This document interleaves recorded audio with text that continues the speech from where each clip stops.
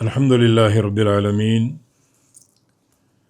والصلاة والسلام علی اشرف الانبیاء والمرسلین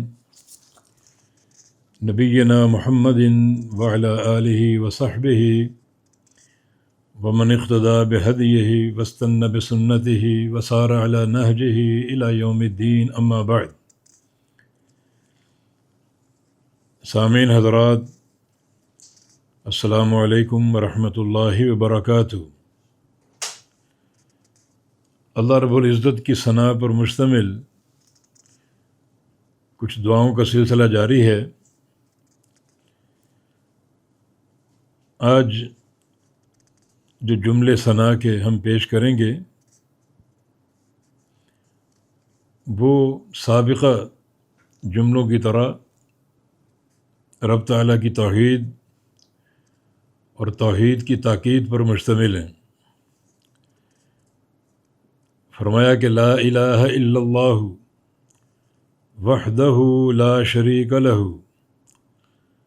اللہ اکبر کبیرا والحمد للہ کثیرا سبحان اللہ رب العالمین لا حول ولا قوۃ الا باللہ العزیز الحکیم۔ لا الہ الا اللہ اس مناجات اور ثنا کا آغاز اللہ تعالیٰ کی توحید سے ہوتا ہے، نفی اور اس بات کے ساتھ۔ لا الہ کا معنی کوئی معبود حق نہیں ہے الا اللہ، سوائے اللہ تعالیٰ کے۔ جتنے معبود دنیا نے بنا رکھے ہیں سب کے سب جھوٹے ہیں، باطل ہیں، اور صرف ایک ہی معبود حق ہے اور وہ اللہ رب العزت ہے۔ لا الہ الا اللہ، نہیں ہے کوئی معبود حق الا اللہ، سوائے اللہ تعالیٰ کے۔ وہی معبود حق ہے، وہی سچا معبود ہے، اس کے سوا تمام معبود جھوٹے ہیں۔ وحدہ لا شریک لہ، وہ اکیلا ہے، اس کا کوئی شریک نہیں ہے۔ یہ جملہ پچھلے جملے کی تاکید ہے۔ وحدہ تاکید ہے الا اللہ کی، اور لا شریک لہ تاکید ہے لا الہ کی۔ تو عقیدہ توحید کو بڑے موقد انداز سے یہاں بیان کیا گیا، پیش کیا گیا، ایک تاکید کے ساتھ۔ تو لا الہ الا اللہ، نہیں ہے کوئی معبود حق سوائے اللہ تعالیٰ کے، وہ اکیلا معبود حق ہے، باقی تمام معبود باطل ہیں۔ وحدہ، وہ اکیلا ہے، یکتا ہے، لا شریک لہ، اس کا کوئی شریک نہیں ہے۔ اور جو لوگ اس کے شریک مقرر کرتے ہیں وہ اللہ کی جناب میں سب سے بڑا نقص، کوتاہی اور کمی منسوب کرتے ہیں، کیونکہ شریک مقرر کرنے کا ایک ہی معنی ہے کہ جس کا شریک بنایا جا رہا ہے وہ کمزور ہے، اس کو شریک کی ضرورت ہے، پارٹنر کی ضرورت ہے، اس کے اندر ذاتی اعتبار سے کمی ہے، کوتاہی ہے، جس کو شریک کے ذریعے دور کیا جاتا ہے۔ تو اللہ کی جناب میں یہ کمی کوتاہی کا عقیدہ رکھنا بدترین قسم کا عقیدہ ہے، اور توحید میں بہت بڑی قدغن ہے یہ۔ تو وہ ذات اکیلا ہے، اس کا کوئی شریک نہیں ہے۔ اللہ اکبر و کبیرہ، اللہ تعالیٰ سب سے بڑا ہے، کبیرہ بہت بڑا، بہت بڑا اور سب سے بڑا۔ اللہ اکبر کبیرہ، اللہ تعالیٰ سب سے بڑا ہے، کبیرہ بہت بڑا ہے، بہت بڑا اور سب سے بڑا ہے۔ اللہ تعالیٰ کی بڑائی کی کل ہم نے بات کی تھی کہ اس بات سے اندازہ لگا لیں کہ ساتوں آسمان کتنے بڑے ہیں، مگر ساتوں آسمان اللہ کی کرسی کے سامنے جیسے ایک تشت میں 7 سکے پڑے ہوں، اور وہ کرسی کیا ہے؟ رب تعالیٰ کے 2 قدم رکھنے کی جگہ ہے۔ تو مانا کرسی بہت بڑی ہے، ساتوں آسمانوں پر حاوی ہے، اور کرسی اللہ کے عرش کے مقابلے میں کیا ہے؟ جیسے ایک بڑا چٹیل میدان ہو اور اس کے وسط میں ایک لوہے کا چھلا پڑا ہو، تو کتنا بڑا وہ میدان ہے اور وہ چھوٹا چھلا محسوس ہوتا ہے۔ یہ کرسی اللہ کے عرش کے مقابلے میں ایسی ہے۔ اور عرش کیا ہے؟ عرش اللہ کا مکان، اللہ جس پر مستوی ہے، جس سے اس کی بڑائی کا، عظمت کا اندازہ لگانا چاہیے۔ اور بندہ یہ بھی سوچے، اتنی بڑی ذات قیامت کے دن اکیلا اس کا سامنا کرنا ہے اور اپنی زندگی کا حساب پیش کرنا ہے۔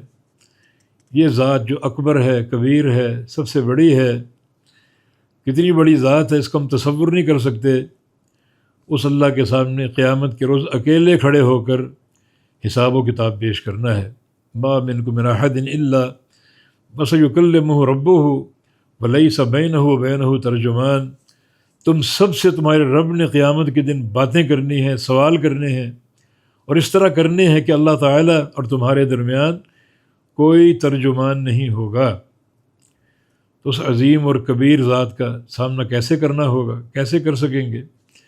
جو ذات سب سے بڑی ہے اور جس کی بڑائی کا ہم تصور نہیں کر سکتے۔ والحمد للہ کثیرا، اور تمام تعریفیں اللہ کے لیے، کثیرا بہت تعریفیں، بہت تعریفیں اور ساری تعریفیں۔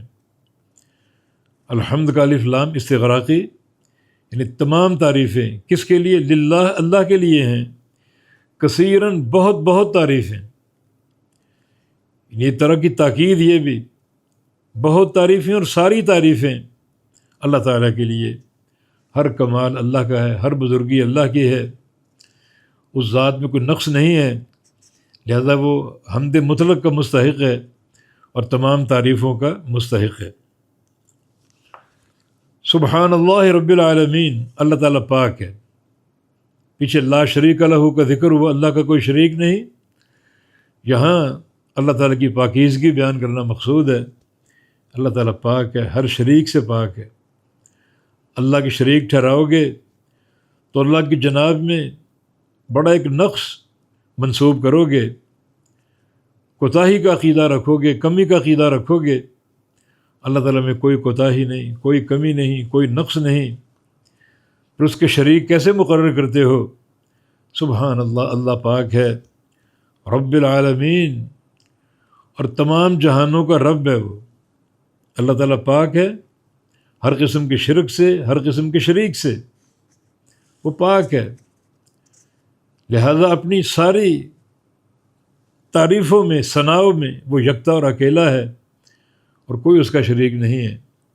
اس لحاظ سے وہ ہر قسم کی حمد کا مستحق ہے، اسی کے لیے حمد ہے، اسی کے لیے ہر قسم کی ثنا ہے، اسی کے لیے تمام تعریفیں ہیں۔ رب العالمین، جو رب ہے تمام جہانوں کا۔ رب میں تین معنی ہیں۔ ایک معنی وہ خالق ہے تمام جہانوں کا، اور کوئی خالق نہیں ہے، اور وہ مالک ہے تمام جہانوں کا، اور کوئی مالک نہیں ہے، اور وہ مدبر ہے تمام جہانوں کا، اور کوئی مدبر نہیں ہے، کیونکہ عقیدہ توحید ہر شعبے میں نفی اور اثبات کے ساتھ ہے۔ اللہ تعالیٰ کے لیے اثبات اور غیر اللہ سے نفی، مانا اللہ خالق ہے، اتنا کافی نہیں، ساتھ یہ کہنا پڑے گا اور کوئی خالق نہیں ہے۔ اللہ ان جہانوں کا مالک ہے، اتنا کافی نہیں، ساتھ یہ کہنا پڑے گا اور کوئی مالک نہیں ہے۔ اللہ ان جہانوں کی تدبیر کرنے والا، تصرف کرنے والا، اتنا کافی نہیں، ساتھ یہ کہنا پڑے گا اللہ کے سوا کوئی ان جہانوں کی تدبیر نہیں کر سکتا، تصرف نہیں کر سکتا۔ توحید پوری کی پوری نفی اور اثبات کے ساتھ۔ لا حول ولا قوت الا باللہ العلی، لا حول ولا قوت الا باللہ العزیز الحکیم۔ لا حول، نہیں ہے برائی کو پھیرنے والا کوئی، ولا قوت، اور نہیں ہے نیکی کی قوت دینے والا کوئی، الا باللہ، مگر اللہ تعالی۔ کوئی برائی ہو چھوٹی یا بڑی، اللہ پھیرنے والا ہے، اور کوئی خیر ہو چھوٹی یا بڑی، اللہ عطا کرنے والا ہے، تو اللہ کے امر سے ہے۔ اگر برائی ٹلے گی، چاہے وہ ذرے کے برابر ہو یا آسمانوں کے برابر ہو، اللہ ٹالے گا تو ٹلے گی۔ کوئی خیر حاصل ہوگی، خواہ وہ چھوٹی ہو یا بڑی ہو، ذرے کی مقدار میں ہو یا پہاڑوں کے برابر ہو، اللہ عطا کرے گا تو عطا ہوگی۔ وہ اللہ تعالیٰ کے ہاتھ میں بندے نے اپنے آپ کو دے دیا ہے کہ میں کچھ بھی نہیں، میری کوئی ہستی نہیں ہے۔ کوئی چھوٹی سی برائی ہو میں اس کو ٹال نہیں سکتا، کوئی بڑی برائی ہو میں اس کو ٹال نہیں سکتا، تو ہی ٹالے گا تو ٹلے گی۔ کوئی چھوٹی سی خیر ہو میں اس کو حاصل نہیں کر سکتا، کوئی بڑی خیر ہو میں اس کو حاصل نہیں کر سکتا، تو عطا کرے گا تو عطا ہوگی ورنہ نہیں ہوگی۔ باقی پھر کیا بچا؟ کیا انسان کے پلے؟ انسان پوری طرح رب تعالیٰ کا محتاج ہے۔ لا حول ولا قوت الا باللہ کہہ کر انسان نے اپنے آپ کو اللہ کے ہاتھوں میں دے دیا۔ میری کوئی ہستی نہیں، کوئی مجال نہیں، ہر خیر تیرے امر سے ملے گی، ہر شر تیرے امر سے ٹلے گی، بس تیری ہی قوت ہے اور تیری ہی قدرت ہے جس کا میں محتاج ہوں۔ لا حول ولا قوت الا باللہ۔ آپ غور کریں، چھوٹا سا کلمہ توحید کا خزانہ ہے یہ۔ تبھی رسول اللہ علیہ وسلم کا فرمان ہے کہ لا حول ولا قوت الا باللہ کنز من کنوز الجنہ، جنت کے خزانوں میں سے خزانہ ہے۔ معنی یہ کہ یہ کلمہ پڑھو، لا حول ولا قوت الا باللہ، اللہ تعالیٰ آپ کا خزانہ جنت میں ایک ڈال دے گا۔ پڑھتے جاؤ، خزانے ڈلتے جائیں گے اور بڑھتے جائیں گے۔ جتنا پڑھو وہاں کوئی کمی نہیں۔ اللہ اکثر، اس پر بڑے خزانے ہیں، بڑی دولتیں ہیں، ساری کائنات کا مالک وہ ہے۔ جتنا پڑھتے جاؤ گے خزانے اللہ تعالیٰ ڈالتا جائے گا، آپ کی جنت کو بھر دے گا خزانوں کے ساتھ۔ اور اس کا ایک فائدہ یہ بھی ہے، جامع ترمذی کی حدیث ہے کہ لا حول ولا قوت الا باللہ باب من ابواب الجنہ، جنت کے دروازوں میں سے ایک دروازہ ہے۔ تو اس کا معنی جو بندہ یہ کلمہ پڑھتا رہے گا، کثرت سے پڑھے گا، اللہ تعالیٰ قیامت کے دن اس کو اس دروازے سے جنت میں داخل کرے گا۔ لا حول ولا قوت الا باللہ عظیم توحید کا کلمہ، جس کا خلاصہ یہ ہے کہ ہر خیر اللہ کی عطا سے ملے گی، وہ چھوٹی ہو یا بڑی۔ ہر شر اللہ کے ٹالنے پر ٹلے گا، وہ چھوٹا ہو یا بڑا۔ تو انسان کی کوئی ہستی نہیں ہے، ہر خیر و شر اللہ تعالیٰ کی طرف سے ہے۔ العزیز الحکیم، جو بڑا غالب ہے اور حکمت والا ہے۔ عزیز میں غلبہ، قوت اور طاقت کا معنی ہے۔ ساری قوت کا مالک وہ ہے، ہر قسم کے غلبے کا مالک وہ ہے، لیکن حکمت والا بھی ہے۔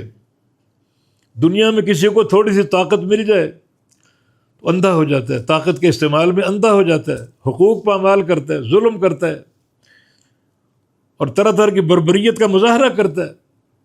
اللہ ایسا عزیز ہے، ساری طاقتوں کا مالک، ساری قوتوں کا مالک، سارے غلبے کا مالک، الحکیم، اور اس طاقت اور غلبے کے استعمال میں حکمت والا ہے۔ وہ ظلم نہیں کرتا۔ انی حرمت ظلم علی نفسی، اے میرے بندو میں نے اپنے اوپر ظلم کو حرام کر لیا۔ اس کا ہر کام حکمت کے ساتھ ہے، عدل کے ساتھ ہے، اور کوئی کام ظلم کی بنا پر نہیں ہے، بربریت کی بنا پر نہیں ہے۔ تو اللہ تعالیٰ عزیز اور حکیم ہے۔ یہاں یہ ثنا کا جو ہے وہ باب مکمل ہوا۔ بارک اللہ فیکم، اقول قولی ھذا واستغفر اللہ لی ولکم، وآخر دعوانا الحمد للہ رب العالمین۔